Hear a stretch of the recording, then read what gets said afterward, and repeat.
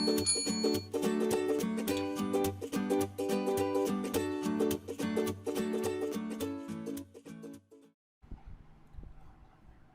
बच्चों, आज हम लेकर आए हैं अपनी वीडियो का तीसरा पार्ट, जो कि हमारा चैप्टर नंबर 1 आपका चल रहा है, जीवों में जनन।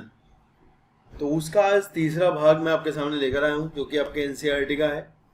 यहाँ हम वैसे पहले की तरह ही आपको एक एक लाइन को समझाएंगे और आपको जहाँ भी एक्सप्लेनेशन की आवश्यकता पड़ेगी उसकी एक्सप्लेनेशन होगी। आपको बताया जाएगा कि कौन सा क्वेश्चन नीट परीक्षा में किस जगह से किस तरह से पूछा जाता है। उस पर हमारा ज़्यादा फोकस रहेगा कि सवाल, ऑब्जेक्टिव सवाल कहाँ से बनते हैं और आपके जो बोर्ड परीक्षाएं होती हैं वो आपके एनसीईआरटी से कहाँ कहाँ से सवाल पूछती हैं, ये मैं आपको बताऊंगा। तो चलिए तो अपनी वीडियो को शुरू करते हैं। सबसे पहले हेडिंग देखते, लिखा है निषेचन पूर्व घटनाएं, निषेचन से पहले की घटनाएं। ठीक है ना, क्योंकि हमने पिछली बार पढ़ा था कि हमारे जो जनन है उसमें 3 घटनाएं होती हैं। एक तो निषेचन से पूर्व की घटनाएं, एक निषेचन वाली घटना और एक निषेचन के बाद वाली घटनाएं। ठीक है ना, तो चलिए देखते हैं हमारा हेडिंग है निषेचन पूर्व घटनाएं। जहां लिखा है इसके अंतर्गत युग्मकों के संयोजन से पूर्व की सारी घटनाएं सम्मिलित होती हैं। निषेचन पूर्व की 2 घटनाएं प्रमुख हैं, जिनमें से एक होता है युग्मक जनन, जिसे हम इंग्लिश में कहते हैं गैमेटोजेनेसिस, यानी गैमेट का यानी युग्मकों का बनना, तथा युग्मक स्थानांतरण यानी गैमेट ट्रांसफर। किस तरह से कौन से जीव में गैमेट का ट्रांसफर होता है, यानी युग्मक जो है वो नर युग्मक मादा युग्मक तक या मादा युग्मक नर युग्मक तक कैसे पहुंचता है। तो चलिए सबसे पहले देखते हैं युग्मक जनन। युग्मक जनन में युग्मक का निर्माण होता है। युग्मक मैं आपको समझाता हूं। देखिए ऐसा है, लैंगिक जनन के दौरान आपको ध्यान रखना होता है कि युग्मक का बनना और युग्मक का जुड़ना मेन बात है। ठीक है ना, जरूरी घटना जो है युग्मकों का जुड़ना है। सबसे पहले युग्मक जान लेते हैं। देखिए युग्मक वो जनन कोशिका है जो कि आपकी अगुणित होती है, जिसमें गुणसूत्रों की संख्या जोड़ों में नहीं पाई जाती। जैसे कि अगर हम मानव की बात करें तो मनुष्य की बात करें तो उसमें जो युग्मक होते हैं उनमें गुणसूत्रों की संख्या 23 होती है। ठीक है ना, और नर युग्मक और मादा युग्मक संयुग्मन के बाद, जुड़ने के बाद एक युग्मनज बनाते हैं, जिसमें गुणसूत्र जो हैं जोड़ों में होते हैं, दोबारा से फिर 46 हो जाते हैं, यानी 46 हो जाते हैं। ठीक है, अब आप एक बात समझिए, यदि कोई जीव खुद ही अगुणित है, अगर कोई अगुणित जीव आपका लैंगिक जनन करता है, ठीक है, तो आपसे एक सवाल पूछा जाएगा कि अगुणित जीव में जो युग्मक बनेंगे वो किस तरह से बनेंगे। देखिए जीव कैसा है, अगुणित है, और अगर अगुणित जीवन को युग्मक बनाने हैं, युग्मक आपके सदैव हमेशा ही अगुणित होंगे, चाहे वो युग्मक आपके किसी द्विगुणित जीव के हों, चाहे वो किसी अगुणित जीव के हों। अगुणित मतलब जहां पर गुणसूत्रों की संख्या, गुणसूत्र आपके जोड़ों में नहीं पाए जाते, ऐसी कोशिकाओं को हम क्या कहते हैं, अगुणित कोशिकाएं कहते हैं। तो देखिए अगुणित जीव जो होंगे आपके, वो जब युग्मक बनाएंगे, उनके जो युग्मक होंगे वो भी अगुणित होंगे, यानी एक n कोशिका युग्मक भी n ही बनाएगी। ठीक है, तो ऐसे में जो विभाजन होगा वो आपका कौन सा विभाजन होगा, सूत्री विभाजन होगा। तो आपको ध्यान रखना है कि सूत्री विभाजन भी युग्मक निर्माण में भाग लेता है, लेकिन उन जीवों में जो कि आपके अगुणित होते हैं। ठीक है ना, उनमें जो कोशिका होती है, वो जो भी जनन कोशिका होती है, उसमें जब विभाजन होकर के युग्मक बनते हैं तो वहां सूत्री विभाजन होता है। यदि कोई जीव द्विगुणित है, यदि आप मानव की बात करें, जैसे हम द्विगुणित हैं, हमारे अंदर गुणसूत्र जोड़ों में मिलते हैं, तो हमारी जो जनन कोशिकाएं होती हैं उनमें गुणसूत्रों की संख्या 46 होती है। तो वहाँ जो युग्मक निर्माण के समय पर जो विभाजन होगा वो आपका कैसा होगा, अर्धसूत्री विभाजन। अर्धसूत्री विभाजन यानी अर्धसूत्री विभाजन से आपकी जो कोशिका होगी वह विभाजित होकर के 2-4 कोशिकाएं बनाती हैं, जिनमें गुणसूत्रों की संख्या मात्र कोशिका से आगे रह जाती है। चलिए देखते हैं यहाँ क्या लिखा है। यहाँ लिखा है कि जैसा कि आप जानते हैं, युग्मक जनन नर तथा मादा 2 प्रकार के युग्मकों की गठन प्रक्रिया को संदर्भित करता है। यानी देख लो, यहाँ जो मेन बात है वो आपको ध्यान रखनी है कि युग्मकों का जुड़ना, युग्मक जुड़ते हैं, यही लैंगिक जनन की खास बात है। नेक्स्ट लिखा है कि युग्मक एक प्रकार से अगुणित कोशिकाएं होती हैं। ये भी आपको ध्यान रखना है कि युग्मक चाहे वो आपके किसी के भी हों, चाहे वो द्विगुणित के हों चाहे अगुणित के हों, युग्मक आपके अगुणित ही होंगे। कुछ सवालों में दो युग्मक देखने में एक दूसरे के समान दिखाई पड़ते हैं, तब उनको हम कहते हैं समयुग्मकी। देखिए समयुग्मकी, अगर मान लो दो युग्मक आपके एक जैसे शक्ल में दिखाई देते हैं, मान लो ये आपके जो हैं दो युग्मक हैं इस तरह से, ये नर युग्मक है और ये मादा युग्मक है। देखिए इनमें आकार और दृष्टि से आप इनको पहचान नहीं पाओगे, दोनों के दोनों आपको एक समान दिखाई पड़ते हैं। तो इस तरह की कंडीशन जो होती है उसको कहते हैं समयुग्मकी। क्या कहते हैं? समयुग्मकी। तो समयुग्मकी युग्मक आपको कहाँ देखने को मिल रहे हैं? कुछ सवालों में देखने को मिलते हैं। क्योंकि इनकी एकरूपता के कारण हम इन्हें नर तथा मादा युग्मकों के रूप में श्रेणीबद्ध नहीं कर सकते। हालांकि अधिकतर लैंगिक प्रजनक जीवों द्वारा आकारिकी रूप से स्पष्ट दो प्रकार के विषम युग्मक पैदा किए जाते हैं। ये कह रहे हैं कि ज्यादातर जो जीव होते हैं वो दो विषम युग्मकों का निर्माण करते हैं। जैसा कि आप ऊपर दिए गए चित्रों में देख सकते हैं, पहले आपको दिख रहे हैं क्लेडोफोरा के। अगर आपको ये डायग्राम या चित्र बना करके दिया जाए और आपसे पूछा जाए कि भाई ऐसा इनमें से किस में देखने को मिलता है, तब आपका जो उत्तर होगा वो होगा क्लेडोफोरा। यानी ये क्लेडोफोरा जो कि आपका एक कोशिकीय शैवाल है। ये भी सवाल आता है कि क्लेडोफोरा आपका कैसा है? एक कोशिकीय शैवाल है, उसके युग्मक हैं। और इनमें क्या है? कशाभिकाएं हैं, यानी फ्लैजिला लगी हुई है। ठीक है, अगला आपका सवाल ये आप देख सकते हैं, ये फ्यूकस का है। आपसे यहाँ से सवाल पूछा जाता है कि इनमें से कौन से में, किस सवाल में आपको विषम युग्म की कंडीशन देखने को मिलती है, दशा देखने को मिलती है। तो भाई ये आपके कौन से हैं? फ्यूकस के हैं, जिसमें एक लार्ज, बड़ा, हमारे तरह, मानवों की तरह, देखिए ये हमारा है, ये मनुष्य के दिखाए हैं और ये फ्यूकस के हैं। तो इसमें भी क्या है? एक चलने वाला दिख रहा है, ये चल युग्मक, यानी जिसके पास आपकी फ्लैजिला हैं दो छोटी छोटी। ठीक है, वो भी आपको दो फ्लैजिला, दो कशाभिका है। इसको आप लिख सकते हैं कि द्विकशाभिक है आपका। ये सवाल यहाँ से पूछा जाता है बहुत ज्यादा। ये आपका कैसा है? द्विकशाभिक, यानी दो कशाभिकाएं इसके पास हैं। ये आपका फ्यूकस का है। फ्यूकस एक प्रकार का आपका ब्राउन कलर का एल्गी, यानी भूरे रंग का शैवाल होता है। यहाँ हम लिख देते हैं भूरे शैवाल, भूरे रंग का शैवाल होता है। ठीक है, तो भाई इसमें क्या देखने को मिलता है? जो मादा युग्मक है वो बड़ा है, वो अचल है, ये चलता नहीं है, इसमें चलने का कुछ नहीं है। और ये आपका नर युग्मक कैसा है? ये चल है। ठीक है, यहाँ ऐसा ही मनुष्यों में देखने को मिलता है। यहाँ मादा युग्मक आपको दिखेगा बड़ा सा अचल, और ये जो दिख रहे हैं आपको, जिनको स्पर्म कहते हैं, ये आपके कैसे हैं? चल। यानी इनमें चलने के लिए क्या है? फ्लैजिला होती है, यानी कशाभिका होती है। ठीक है ना, तो ये विषम युग्म की दशा है, ये आपकी कैसी है? समयुग्म की दशा है। दिखा, इस प्रकार के जीवों में नर युग्मकों को पुमणु या शुक्राणु कहते हैं, जबकि मादा युग्मकों को अंड तथा डिंब कहा जाता है। ठीक है ना, चलिए नेक्स्ट देखते हैं। नेक्स्ट है जीवों में लैंगिकता। जीवों में लैंगिकता में पढ़ाया जाएगा कि सामान्यतः जीवों में लैंगिक जनन के दौरान दो विभिन्न समष्टियों के युग्मकों में युग्मन होता है, परंतु यह सदा के लिए सत्य तथ्य नहीं है। यदि आप कक्षा 11 के उदाहरणों का स्मरण करें तो क्या स्वतः निषेचन की प्रक्रिया को पहचान सकते हैं? हाँ, हमने कुछ जीवों में देखा है, वहां पर स्वतः निषेचन पाया जाता है। पादप में नर तथा मादा दोनों जनन संरचनाएं पाई जाती हैं, परंतु जब एक ही पादप में दोनों नर तथा मादा जनन संरचनाएं पाई जाए तो वह द्विलिंगी होता है। देखिए यहाँ थोड़ी सी आप समझने की कोशिश कीजिएगा, जो मैं आपको बताऊंगा। देखो, अगर हम ये कहें कि भाई हमारे पास एक पौधा है, ये ठीक है, मान लो ये हमारा एक पौधा है। ठीक है, इस पौधे में यहाँ नर पुष्प लगा है, ये इसको हम लिख देते हैं कि भाई ये नर पुष्प है। ठीक है, इसी पौधे में यहाँ पर एक मादा पुष्प लगा है, ये लिख देते हैं मादा पुष्प। ठीक है, दो पुष्प हो गए। एक हमारा इस प्रकार का पौधा है कि जिसमें नर तथा मादा पुष्प एक ही है, मतलब जिसमें ऐसा पुष्प लगा हुआ है जिसमें कि एक ही पुष्प में नर तथा मादा जन्नांग दोनों मिलते हैं। और तीसरी कंडीशन हमारी बनती है कि जिसमें एक पौधा हमारा है जिसमें आपको नर पुष्प अलग मिलेगा, मान लो एक ये नर पुष्प अलग है और एक मादा के लिए अलग से दूसरा पौधा होगा। ठीक है, जहाँ आपको मिलेगा कि ये इस पर आपके मादा पुष्प हैं। ठीक है, देखो ये तीन बातें हुई है। एक पौधा ऐसा है जिसमें कि आपके एक ही पौधे पर दोनों चीजें हैं, नर पुष्प और मादा पुष्प। ठीक है, एक लिंगी है पुष्प आपके, लेकिन अलग अलग हैं।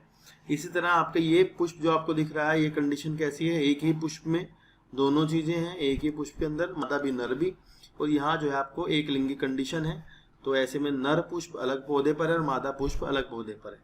अब आप इससे समझने की कोशिश कीजिएगा, यहाँ लिखा है कि भाई यद्यपि पादपों में इसके उदाहरण प्रस्तुत करना आसान है, पादप में नर तथा मादा दोनों जनन संरचनाएं पाई जाती हैं, परंतु जब एक ही पादप में दोनों नर तथा मादा जनन संरचनाएं पाई जाती हैं तो वह द्विलिंगी होता है। तो ये द्विलिंगी शब्द जो आपका लिखा है भाई, ये आपका इसके लिए लिखा गया है अगर आप इन पुष्पों वाले पौधों की बात करते हो जिनमें पुष्प पाए जाते हैं, ठीक है, जिनमें पुष्प मिलते हैं। अगर आप द्विलिंगी बात करते हैं तो ये पुष्प आपका कैसा हुआ, द्विलिंगी पुष्प हुआ। बात समझ आई, पुष्प का कैसा हुआ, द्विलिंगी, ठीक है। अगली बात है, अथवा जब वह भिन्न पादपों पर हो तो एक लिंगी, वो नीचे वालों की बात कर रहे हैं, तो मतलब ये एक लिंगी पुष्प इस पे लगे हुए हैं। बहुत से फंजाई तथा पादपों में द्विलिंगी स्थिति को उल्लेखित करने के लिए उभयलिंगाश्रयी तथा समथैलेसी प्रयोग किया जाता है। यानी देखो ऐसा है, अगर मान लो आपके एक ही पौधे पर दोनों पुष्प लगे हों इस तरह से, तब आप इसको उभयलिंगाश्रयी भी कह सकते हो। उभयलिंगाश्रयी, ये क्या कंडीशन आपकी, उभयलिंगाश्रयी, या फिर इसको इंग्लिश में कहते हैं मोनोथीकस। तो आपको ऐसा मिलेगा लिखा हुआ मोनोथीकस, ठीक है, सॉरी मोनोइसियस, ठीक है। यानी एक ही पौधे पर दोनों कंडीशन है, उभयलिंगाश्रयी। नीचे आपको जो पौधे लिख रहे हैं आपके कैसे हैं, डायथीकस। डायथीकस का मतलब होता है एक लिंगाश्रयी, कैसे हैं, एक लिंगाश्रयी, ठीक है। तो ये थोड़ा गलती ना हो आपसे, मोनोइशियस यानी दोनों चीजें एक ही पर लगे हैं, और डायथीकस यानी जो अलग अलग पौधे होते हैं जिन पर एक लिंगी पुष्प होते हैं। अगर पुष्पों वाले पौधे की बात कर रहे हैं तो ऐसी कंडीशन होती है। यहाँ पर लिखा है फिर कि एक लिंगता की स्थिति को उल्लेखित करने के लिए एक लिंगाश्रयी तथा विषम थैलेसी शब्द प्रयोग किए जाते हैं। अगर आप इसको ही विषम थैलेसी की बात करते हैं तो अगर मान लो हम ब्रायोफाइटा की बात करें, और ब्रायोफाइटा में भी मार्केंशिया की बात करें, आपने जो 11वीं कक्षा में पढ़ा होगा, मार्केंशिया में आपको क्या मिलेगा, दोनों थैलस आपकी अलग अलग होंगी। दोनों थैलस अलग अलग होने का मतलब है कि उसमें आपका नर थैलस अलग होगा, जहाँ थैलस मतलब उन पौधों को कहते हैं जिनमें जड़ तना पत्ती विभेदित नहीं होते, जिनमें स्पष्ट रूप से जड़ तना पत्ती दिखाई नहीं देते, उनको कहते हैं थैलस। तो ऐसे में मार्केंशिया आपका ऐसा ब्रायोफाइटा है जो कि थैलस होता है, उसमें आपको नर थैलस अलग देखने को मिलेगी और मादा थैलस अलग देखने को मिलती है। लिखा है पुष्पीय पादपों में एक लिंगी और नर पुष्प पुंकेसरी अथवा पुंकेसर वहन करने वाला होता है। यानी जो नर पुष्प लगा है भैया इसको कहते हैं पुंकेसरी, पुंकेसरी, पुंकेसरी, और जिस पर लगा है भाई मादा पुष्प वो आपका कैसा है, स्त्री केसरी, स्त्री केसरी, ठीक है ना। तो ये दो पुष्प अलग अलग कह रहते हैं, पुंकेसरी पुष्प नर होते हैं, स्त्री केसरी मादा होते हैं। लिखा है पुष्पीय पादपों में एक लिंगी नर पुष्प पुंकेसरी होता है, अर्थात पुंकेसर परागकण वहन करने वाला, जबकि मादा पुष्प स्त्री केसर अर्थात स्त्री केसर धारण किए रहता है। पुष्पीय पादपों में एक अकेला पादप, देखो ये पुष्पीय पादपों के लिए लिखा है ना, इतना इंपॉर्टेंट यहाँ पर, ये पुष्पीय पादपों में एक अकेला पादप उभयलिंगाश्रयी, ये ध्यान रखना बस, एक अकेला पादप मोनोइशियस यानी उभयलिंगाश्रयी, ये इंपॉर्टेंट है, ये आपको समझ नहीं आता है बच्चों को बहुत ज्यादा, इसी से आपका नीट का मेडिकल का सवाल बनता है। यदि एक ही पौधे पर दोनों तरह के पुष्प लगे हुए हों तब आप इसको उभयलिंगाश्रयी कहेंगे, और इनमें पैदा होने वाले पुष्प एक लिंगी तथा द्विलिंगी दोनों हो सकते हैं। बात समझ आई। तो आपकी ये जो दोनों कंडीशन है, ये ऊपर वाली है आपकी उभयलिंगाश्रयी में आएंगी। चाहे आपके मतलब अगर एक ही पौधे पर दोनों लगे हो तो आप उसको बोलोगे उभयलिंगाश्रयी, और अगर ये द्विलिंगी की बात होती है तो द्विलिंगी आपका पुष्प होता है, पौधा नहीं होता है। पौधे के केस में वर्ड जो होगा, शब्द होगा उभयलिंगाश्रयी, जबकि पुष्प के केस में ये होगा कि पुष्प जो है वो द्विलिंगी हो सकते हैं या फिर एक एक अलग अलग हो सकते हैं, नर पुष्प अलग मादा पुष्प अलग। क्या लिखा है कि उनमें पैदा होने वाले पुष्प एक लिंगी तथा द्विलिंगी दोनों हो सकते हैं। तो बहुत इंपॉर्टेंट लाइन है ये आपकी नीट की दृष्टि से, इसको आता है पेपर में सवाल यहाँ से पूछा जाएगा, ठीक है। नेक्स्ट लिखा कि जबकि मादा पुष्प स्त्री केसर धारण करता है तथा उभयलिंगाश्रयी पादपों के कुछ उदाहरण कुकुरबिट तथा नारियल वृक्ष हैं। तो ये सवाल आपसे पूछा जाएगा, यहाँ से उदाहरण पूछेंगे आपसे कि कौन सा जो है ये उभयलिंगाश्रयी में कौन आते हैं, तो आपका आंसर होगा कुकुरबिट। कुकुरबिट भैया वो होते हैं आपके जो कि कद्दू खीरा ये सब आपके क्या होते हैं, कुकुरबिट होते हैं, और नारियल। ये एग्जाम्पल आपको याद रखना है, इंपॉर्टेंट है, बहुत जरूरी पूछे जाएंगे आपके पेपर में, ठीक है, कि इनमें से कौन से एग्जाम्पल उदाहरण उभयलिंगाश्रयी पौधों के हैं। दूसरा सवाल आपका बनेगा कि भाई बताओ इनमें से कौन सा उदाहरण जो है वो एक लिंगाश्रयी हैं। पपीता, नर पपीता अलग होता है, और खजूर में भी नर खजूर अलग और मादा खजूर अलग, ठीक है। सारी खजूर पर खजूर नहीं लगते, सभी पपीतों पर पपीते नहीं लगते, क्योंकि मादा पर ही फल लगता है, तो इसलिए कैसे होते हैं, एक लिंग। ये दो उदाहरण आपसे यहाँ से पूछे जाते हैं, इंपॉर्टेंट है, बहुत जरूरी ध्यान रखना है। उन युग्मकों के प्रकारों के नाम लिखे जो पुंकेसरी एवं स्त्रीकेसरी पुष्पों से बनते हैं। भैया देखो, पुंकेसरी पुष्पों से जो युग्मक बनेंगे वो आपके नर युग्मक होते हैं, स्त्रीकेसरी पुष्पों से जो बनेंगे वो आपके मादा युग्मक होते हैं। आगे लिखा है कि इसी प्रकार के प्राणियों में होता है। प्राणियों में क्या सभी प्रजातियों की व्यष्टि यानी आबादी में नर अथवा मादा एक लिंगी पाए जाते हैं, अथवा जिनमें दोनों लिंग एक साथ होते हैं द्विलिंगी प्राणी होते हैं। तो कुछ प्राणी आपके द्विलिंगी होते हैं, जैसे कि अर्थवर्म जो होता है आपका केंचुआ, उसमें मिलता है। आप संभवतः अनेक एक लिंगीय प्राणी प्रजातियों की सूची बना सकते हैं। प्राणियों में देखो केंचुआ यहाँ पर उदाहरण दिया है, यही मैं आपको बता रहा था। केंचुए में दोनों लिंग एक ही केंचुए में दिखाई देते हैं। स्पंज में टेपवर्म, जोंक द्विलिंगी प्राणियों के प्रारूपिक उदाहरण है। यहाँ से आपसे सवाल पूछे जाएंगे कि इनमें से कौन कौन से जो है वो द्विलिंगी प्राणी हैं, तब आप इनके चारों के उदाहरण यहाँ से दे सकते हैं, केंचुआ, स्पंज और टेपवर्म और जोंक, ठीक है। स्पंज, टेपवर्म और जोंक ये आपके कैसे प्राणी हैं, द्विलिंगी। द्विलिंगी आपके जिनमें कि अंग्रेजी में इनको कहा जाता है हर्माफ्रोडाइट। कैसे कहा जाता है, द्विलिंगी, बाइसेक्सुअल, या फिर इंग्लिश में कहते हैं हर्माफ्रोडाइट, हर्माफ्रोडाइट, ठीक है, या फिर द्विलिंगी। तथा नर तथा मादा जनन अंग दोनों एक ही प्राणी में पाए जाते हैं। तिलचट्टा एक लिंगी प्राणी का उदाहरण है। तो ये तिलचट्टा इन्होंने यहाँ पर बताया, जो ये आपका एक लिंगी होता है, यानी ये कॉकरोच की बात कर रहे हैं। तो कॉकरोच आपका कैसा होता है, एक लिंगी होता है, नर कॉकरोच अलग होता है और मादा कॉकरोच अलग होती है। चलिए नेक्स्ट देखते हैं। यहाँ आपको कुछ डायग्राम बनाकर दिखाए गए हैं, मतलब ये आपका जो है कॉकरोच अर्थवर्म यानी कि एक केंचुए का डायग्राम है। इसमें आप देख सकते हैं अंडाशय भी और वर्षण भी जो है दोनों एक ही जंतु में हैं। कॉकरोच में आप नर कॉकरोच अलग दिखाई दे रहा है, मादा कॉकरोच अलग दिखाई दे रहा है। नीचे एक पौधा बना है जो कि आपका कारा का पौधा है। कारा आपका एक शैवाल है, जिसमें कि आपको मिलेगा लिखा हुआ कि भैया ये नीचे ये डायग्राम आपके पेपर में आता है, बहुत बार पूछा गया है मेडिकल में। यहाँ से आपसे पूछते हैं कि भैया इनको क्या कहते हैं, या फिर ये अंडधानी है, ये पुंदानी है, यानी नर देखो एक ही पर लगे हैं ना, तो ये कारा आपका कैसा हुआ, उभयलिंगाश्रयी,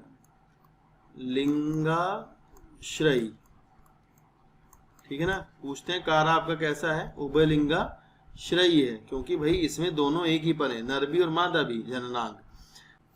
तो एक सवाल आपसे ये पूछा जाता है कि इनको क्या कहते हैं। ये बहुत ज्यादा इंपॉर्टेंट क्वेश्चन है, कई बार आपसे पूछा गया है कि भाई ये आपका जो होता है नीचे वाला जो नर जननांग है, नर लैंगिक अंग है, इसको पुंधानी कहते हैं, या पुंधानी यानी कि इसको कहते हैं एंथेरिडियम, अंग्रेजी में कहते हैं एंथेरिडियम। ये आपका इसको एक और नाम से पुकारा जाता है, इसका नाम है ग्लोब्यूल। ये बहुत पूछा जाता है सवाल ना ग्लोब्यूल का, और ये ऊपर वाले को बोलते हैं न्यूक्यूल, ठीक है। और यहाँ तक का सवाल पूछा जाता है कि कौन इसमें से ऊपर होता है, यानी न्यूक्यूल ऊपर होता है या फिर जो ग्लोब्यूल है वो ऊपर होता है, नीचे कौन होता है। तो ये सवाल कारा से पूछे जाते हैं। आपको यहाँ नीचे दिख रहा होगा एक ये मार्केंशिया जिसकी मैं बात कर रहा था। मार्केंशिया में आपको जो है थैलस अलग अलग मिलेंगी, नर थैलस अलग मिल रही है और मादा थैलस अलग मिल रही है, ठीक है। इसका मतलब ये कैसा होगा, विषम थैलिक, यानी कि नर अलग और मादा अलग अलग। यहाँ से आपसे एक सवाल पूछा जाएगा कि भाई शकरकंद यानी जो आपका स्वीट पोटैटो होता है, शकरकंदी इसको कहते हैं, वो आपका स्वीट पोटैटो में किस तरह का कैसा फूल होता है। तो भैया ये स्वीट पोटैटो में आपको तो ऐसे तो याद नहीं रहेगा, ये आपके पेपर में आएगा तो आपको क्या पता स्वीट पोटैटो में कैसा होता है। तो यहाँ से इसके नीचे से सवाल पूछा जाता है। ये फूल देखकर बच्चे छोड़ देते हैं ऐसे ही, ये ध्यान नहीं करते शकरकंद लिखा है, फिर आपको पेपर में पता भी नहीं होता कि शकरकंद का फूल जो है वो कैसा होता है, द्विलिंगी पुष्प होता है। ठीक है, ये आपका मार्केंशिया का चित्र है जिसमें कि आपको एक लिंगाश्रयी पादप मिलेंगे, यानी एक लिंगी निमादा अलग और नर अलग। ठीक है ना। ये लिखा है स्त्रीधानी धर। भैया स्त्रीधानी धर के ऊपर जो लगी हुई है भाई ये आपकी स्त्रीधानी लगी हुई है। पुंधानी धर के ऊपर जो लगा है भाई ये पुंधानी लगी है। पुंधानी मतलब कि एंथ्रेडियम, स्त्रीधानी मतलब आर्चिगोनियम। ठीक है, ये आपकी नर, ये आपकी स्त्रीधानी क्या बनाती है, ये बनाएगी आपकी एग यानी अंडा, यानी उसको बोलते हैं यहाँ पर एग, सॉरी एग ही बोलते हैं। और जो आपका यहाँ पर पुंधानी में बनता है उसको बोलते हैं एंथरजॉइड। क्या बोलते हैं? एंथरजॉइड। ठीक है, तो भैया ये इनके जननांग है जो कि इस स्टॉक पे डंडी लाइक स्ट्रक्चर जो बनी है ना संरचना, इसके ऊपर लगे रहते हैं, उसको कहते हैं स्त्रीधानी धर या फिर पुंधानी धर। चलिए नेक्स्ट देखते हैं। यहाँ आपको एक जो है टेबल बनाकर दी गई है। इस जो टेबल है इस टेबल में आप देखेंगे गुणसूत्रों की संख्या बताई गई है। देखिए जनन कोशिकाओं में बताई है, फिर युग्मकों में बताई है। तो आपको ये टेबल पूरी की पूरी टेबल याद करनी है, एक भी छोड़ना नहीं होता इसमें से ना। आपसे डायरेक्ट सवाल पूछा जाएगा कि ओफियोग्लोसम में गुणसूत्रों की संख्या कितनी होती है। ठीक है, कोशिका में पूछेंगे, जनन कोशिका में, तो भैया ये 1260 होती है, इसका दुगना आपको करना होगा।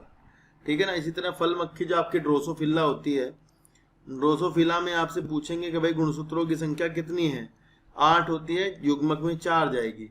बिल्ली में आपकी कितनी है, 19 है, और यहाँ पर 38 होगी। ठीक है ना। इसी तरह कुत्ते में 78 है, तो भैया यहाँ इसका आधा होगा। तो मतलब आप इनके आधा करके पूरा इसको याद रखें, टेबल में आपको कुछ नहीं भूलना है। ठीक है ना। और सबसे ज्यादा गुणसूत्र आपसे पूछे जाए तो आपका आंसर होगा ओफियोग्लोसम। इसका एक और नाम होता है, वो आपसे पूछ लेंगे एडर्स फर्न।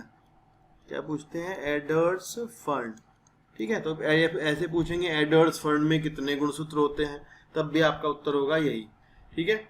चलिए नीचे सबके आपको याद करने हैं, सेब के, धान, मक्का, आलू, तितली, प्याज, कुछ नहीं भूलना है, एक भी नहीं भूलना है। यहाँ से मैं बता देता हूँ, आपसे पूछा जाएगा लिंकेज ग्रुप का क्वेश्चन यहाँ से बनता है। लिंकेज ग्रुप पूछते हैं। लिंकेज ग्रुप मतलब आपसे पूछा जाए कि बिल्ली में लिंकेज ग्रुप क्या है, तो आपका उत्तर होगा 19। आपसे पूछेंगे कुत्ते में लिंकेज ग्रुप क्या है, तो आपका उत्तर होगा इसका आधा। चूहे में 21, यानी गुणसूत्रों की संख्या जितनी होती है आधे में युग्मक में, वही आपका लिंकेज ग्रुप होता है, छोड़ करके मनुष्य का। तो जो मनुष्य में होता है वो आपका 24 होता है, वो भी नर में, क्योंकि वहाँ XY गुणसूत्र अलग अलग होते हैं। तो इस टेबल को याद करना इसलिए जरूरी है, तो आपसे सवाल बन जाते हैं। अगला लिखा है कि युग्मक संरचना के दौरान कोशिका विभाजन। तो हमने आपको बताया कि जो आपका वो होता है, क्या बोलते हैं, जो आपके जीव, जो आपके जीव ही अगुणित है अगर कोई आपका, तो भाई उसमें जो विभाजन होगा युग्मक बनाने के दौरान वो आपका सूत्री होगा। और अगर कोई जीव आपका द्विगुणित है तो उसमें अर्धसूत्री विभाजन होगा। ये बात आप ध्यान रखें। देखिए लिखा है सभी विषम युग्मक की प्रजातियों में युग्मक प्राय 2 प्रकार के होते हैं, जो नर तथा मादा कहलाते हैं। युग्मक अगुणित होते हैं, ये बात आपको जरूर ध्यान रखनी है, बिल्कुल नहीं भूलनी है। युग्मक चाहे किसी के हों अगुणित ही होंगे, यानी उनमें गुणसूत्र जोड़ों में नहीं पाए जाते, चाहे उनके जनक जिससे वे उत्पन्न हुए वे अगुणित हों या द्विगुणित हों। एक गुणित जनक सूत्री विभाजन के द्वारा उत्पन्न होते हैं। बात समझने की कोशिश करना, एक गुणित जनक सूत्री विभाजन के द्वारा युग्मक उत्पन्न करते हैं। And this is the one of the most important line, ये सबसे मुख्य लाइन है, अब याद रखना है आपको। सवाल है ये, आपको बताना है कि जो एक गुणित होते हैं, जैसे ब्रायोफाइटा आपका एक गुणित होता है, कुछ शैवाल होते हैं उनमें जो युग्मक बनते हैं वो अर्धसूत्री विभाजन से नहीं बनते, वो सूत्री विभाजन से ही बनते हैं। आगे लिखा है इसका अर्थ है कि जो जीव अगुणित होते हैं उनमें अर्धसूत्री विभाजन कभी भी संपन्न नहीं होता। उस शैवाल के जीवन चक्र को, चार्ट को ध्यान से देखें जिसने अपने कक्षा 11 में देखा था। बहुत से जीव जिनका संबंध मोनेरा, फंजाई, शैवाल, ब्रायोफाइटा से है, वह अगुणित पादप है। इनमें से आपसे क्वेश्चन पूछेगा कि बताओ भाई इनमें से कौन कौन आपकी अगुणित है, तो आपका उत्तर होगा शैवाल, फंजाई, मोनेरा, ये आपके अगुणित होते हैं। और वे जीव जिनका संबंध टेरिडोफाइटा, जिम्नोस्पर्म, एंजियोस्पर्म, यानी जो टेरिडोफाइटा, जिम्नोस्पर्म यानी नग्न बीजी पौधे, एंजियोस्पर्म यानी आवर्त बीजी पौधे जो कि आपके फूल वाले पौधे होते हैं, उनमें आपके कैसे होते हैं, द्विगुणित काया होती है। उसमें जो युग्मक का निर्माण होता है वहां पर अर्धसूत्री विभाजन पहले जरूर होता है। यह स्पष्ट हो चुका है कि अर्धसूत्र विभाजन जो न्यूनकारी विभाजन है, जिसमें कि न्यूनकारी का मतलब होता है जहां गुणसूत्रों की संख्या आधी रह जाती है। यदि आपसे पूछा जाए स्कूल में कि बताओ अर्धसूत्र विभाजन न्यूनकारी विभाजन है, तब आपका उत्तर होगा हाँ, क्योंकि यहाँ पर गुणसूत्रों की संख्या आधी हो जाती है। द्विगुणित कोशिका में विभाजन के दौरान गुणसूत्र आपके आधे हो जाएंगे। ठीक है, आगे लिखा है द्विगुणित जीवों में अर्धसूत्री कोशिका अर्धसूत्री विभाजन से होकर गुजरती है। अर्धसूत्री विभाजन के अंत में गुणसूत्रों का केवल एक ही सेट प्रत्येक युग्मक से निर्मित होता है। तो आपको पता है कि भाई अगर आपकी कोशिका में, द्विगुणित कोशिका में आपका अर्धसूत्री विभाजन होगा तो एक कोशिका से आपकी 4 कोशिकाएं बनेंगी, और भैया जो 4 होंगी वो आपकी कैसे होंगी, n होंगी। n होने का मतलब है अगुणित होती हैं, जिनमें गुणसूत्र जोड़ों में नहीं पाए जाते, आधे हो जाते हैं, एक सेट होता है। आगे लिखा है सारणी 1.1 का ध्यानपूर्वक अध्ययन करें और तथा जीवों के द्विगुणित और अगुणित गुणसूत्रों की संख्या को भरें और उसे याद भी करें। मतलब ये कहना चाह रहे हैं कि उसको पूरी तरीके से याद कर लीजिए। तो आज की वीडियो में आप इतना ही पढ़ें, यहाँ तक पढ़ें, ठीक है ना। ज़्यादा लंबी हो जाएगी फिर आपको पढ़ने में मन नहीं लगेगा। इसके अगली वीडियो में चैप्टर आपका खत्म हो जाएगा। इसके बाद आपका जो चैप्टर शुरू होगा वो नेक्स्ट वीडियो के बाद शुरू होगा आपका, जो आपका लैंगिक जनन है पुष्पीय पादपों में, उसमें हमारा समझने वाला पार्ट है। वहाँ हम एक एक चीज़ को बहुत अच्छे से समझेंगे। वहाँ भी मैं आपको एनसीईआरटी तो बताऊंगा ही, साथ साथ में जो आपका कॉन्सेप्चुअल नॉलेज है उसको भी क्लियर करूंगा। तो आप बस हिम्मत रखिए, बने रहिए मेरे साथ। मैं आपका पूरा कोर्स करा दूंगा जितना आपका है 11th 12th दोनों का, ठीक है ना। तो अभी के लिए आप चैनल को सब्सक्राइब कर दीजिएगा। Thank you. आज की वीडियो में दोस्तों इतना ही। आगे की वीडियो देखने के लिए चैनल को सब्सक्राइब कर दीजिएगा और ये घंटी वाला बटन दबा दीजिएगा ताकि आपको नोटिफिकेशन मिलते रहें। Thank you so much.